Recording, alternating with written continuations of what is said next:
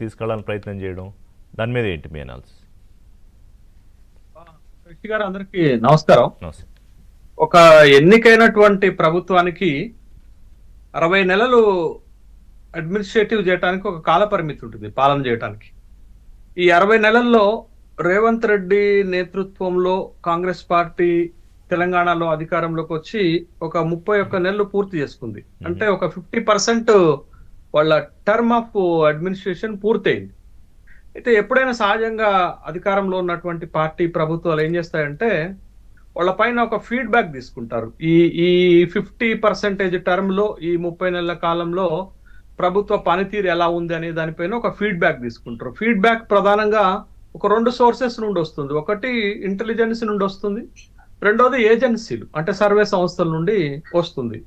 అయితే ఈ intelligence report కానీ సర్వే సంస్థలు ఇస్తున్నటువంటి రిపోర్ట్ లో ప్రతిపక్షంలో ఉన్నటువంటి కీలకమైనటువంటి బీఆర్ఎస్ నేత కేటీ రామారావు గారు ఏం చెప్తున్నారంటే, ప్రభుత్వానికి వాళ్ళ పనితీరు పైన వచ్చినటువంటి ఈ 2 రిపోర్ట్లలో కాంగ్రెస్ పార్టీ దిగజారుతుందని, తర్వాత బీఆర్ఎస్ పార్టీ 78 శాసనసభ స్థానాలు గెలిచి మళ్ళీ అధికారంలోకి వస్తుంది అనేటటువంటి ఒక అభిప్రాయాన్ని చెప్పారు, ఒక స్టేట్మెంట్ చెప్పారు. అయితే దీంట్లో వాస్తవం ఎంత అని కనుక చూస్తే, సరే ప్రతిపక్ష పార్టీలు ఆ విధమైనటువంటి వర్డ్స్ డైలాగ్స్ చెప్తారు, ఎందుకంటే క్యాడర్ లో కొంత కాన్ఫిడెన్స్ పెంచుకునేటటువంటి ప్రయత్నం చేస్తారు. అయితే ఇక్కడ మనం గమనించాల్సింది ఏంటంటే, రాబోయే తెలంగాణ శాసనసభ ఎన్నికల్లో గెలుపు ఎవరిది అనేటటువంటి అంశము దేనిపైన ఆధారపడి ఉంటుంది? ఎన్నికలు ఎప్పుడు జరుగుతాయి అనేటటువంటి అంశం పైన ఖచ్చితంగా ఆధారపడి ఉంటుంది. ఇది ఒక ఫ్యాక్టర్ అవుతుంది. ఎందుకు నేను ఈ మాట అంటున్నానంటే, షెడ్యూల్ ప్రకారమే 2028లో ఎన్నికలు జరిగితే ఒక ఫలితము, లేకపోతే మీరు ఇందాక అన్నటువంటి ఎమ్మెల్యే ఎన్నికలు 2029లో జరిగితే ఫలితం ఇంకో తీరుగా ఉంటుంది. అందుకని నేను ఈ మాట అన్నాను. ఇది ఒకటైతే, రెండోది మనకి జూలై 21 టైమింగ్ మొత్తం ఫలితాన్ని మార్చేసే అంత స్థాయిలో ఉంటుందా? ఎగ్జాంపుల్ కూడా చెప్తాను. ఎగ్జాంపుల్ 2018లో ముందస్తు శాసనసభ ఎన్నికలకు ఎందుకు వెళ్లారు? 2018లో బీఆర్ఎస్ కు వచ్చినటువంటి సీట్లు ఎన్ని? మొట్టమొదటి ఎన్నికల్లో ఎన్ని సీట్లు వచ్చాయి? మొన్న జరిగిన 3వ ఎన్నికలు ఎన్ని సీట్లు వచ్చాయి? అంటే అప్పుడు అధికారంలోకి వచ్చిన పార్టీ అయినా ఇప్పుడు అధికారంలోకి వచ్చిన పార్టీ అయినా అత్యవసర మార్కులతోటే వచ్చింది. కానీ 2018లో ముందస్తు ఎన్నికలకు వెళ్తే శాసనసభ స్థానాలు ఎన్ని గెలిచారు అనేటటువంటిది మన దగ్గర ఉన్నటువంటి ఒక రికార్డే కదా. అందుకని నేను ఆ ఎగ్జాంపుల్ సెట్ చేశాను. రెండోది ఏంటి అని అంటే, మీకు జూలై 21 నుంచి పార్లమెంట్ సమావేశాలు ప్రారంభమవుతాయి.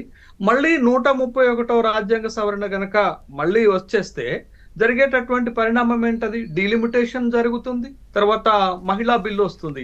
డీలిమిటేషన్ జరిగిన, మహిళా బిల్లు వచ్చిన 179 శాసనసభ స్థానాలకు పెరుగుతాం. మహిళలకు 50 నుండి 60 శాసనసభ స్థానాలు రిజర్వ్ చేయాల్సినటువంటి పరిస్థితి వస్తుంది. కాబట్టి అప్పుడు ఫలితాలు మళ్ళీ మారతాయి. ఇప్పుడున్నటువంటి పరిస్థితి అప్పుడు ఉండదు, మళ్ళీ మారతాయి. ఇది రెండో అంశం. మూడో అంశం ఏంటంటే, తెలంగాణలో ఇప్పుడు సర్ జరుగుతుంది. గత నెల 25వ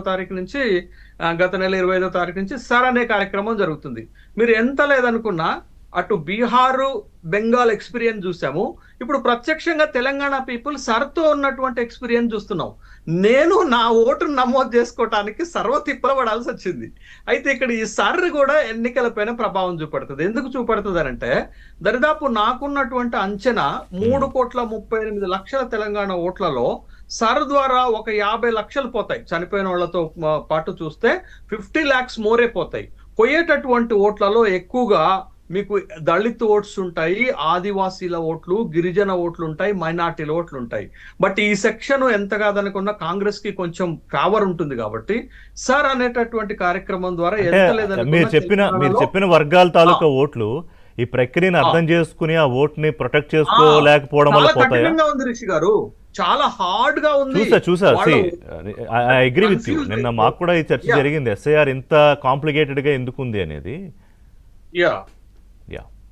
అదే నేను చెప్తున్నాను. ఇవన్నీ కూడా ఎన్నికల ఫలితాలను ప్రభావితం చేసేటటువంటి అంశాలుగానే మనం చూడాలి. అయితే ఇంకొక 24 నెలల తర్వాత తెలంగాణలో ఎన్నికలకు వెళ్ళేటటువంటి అవకాశం ఉంటే, బట్ అప్పుడు ఉన్నటువంటి ఇప్పుడున్న పరిస్థితి అప్పుడు ఉండకపోవచ్చు. ఎందుకు నేను ఈ ఎగ్జాంపుల్ చెప్తున్నానంటే, మీకు 3-4 నెలల్లో బెంగాల్ ఎన్నికల ఫలితాలను భారతీయ జనతా పార్టీ మార్చివేసినటువంటి సంఘటన మనం రీసెంట్ గా చూసినటువంటి ఎలక్షన్ స్ట్రాటజీ.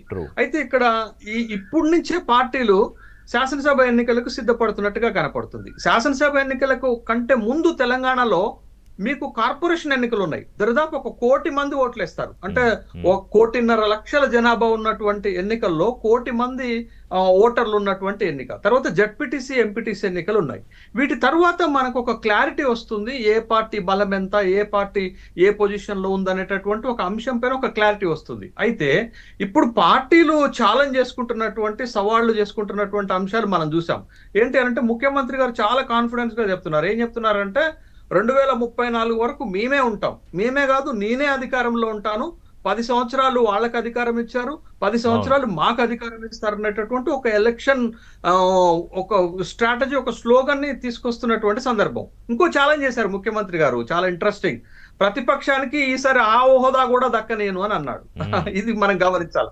రెండోది, బీఆర్ఎస్ పార్టీ ఎన్నికలు ఎప్పుడు జరిగినా కేసీఆర్ మళ్ళీ రావాలని ప్రజలు కోరుకుంటున్నారు. కాబట్టి మేమే అధికారంలోకి వస్తున్నాం, సర్వే సంస్థలు కూడా అదే చెప్తున్నాయి, ఇంటెలిజెన్స్ రిపోర్ట్లు కూడా అదే జరుగుతుంది అని వాళ్ళు కాన్ఫిడెన్స్ గా చెప్తున్నారు.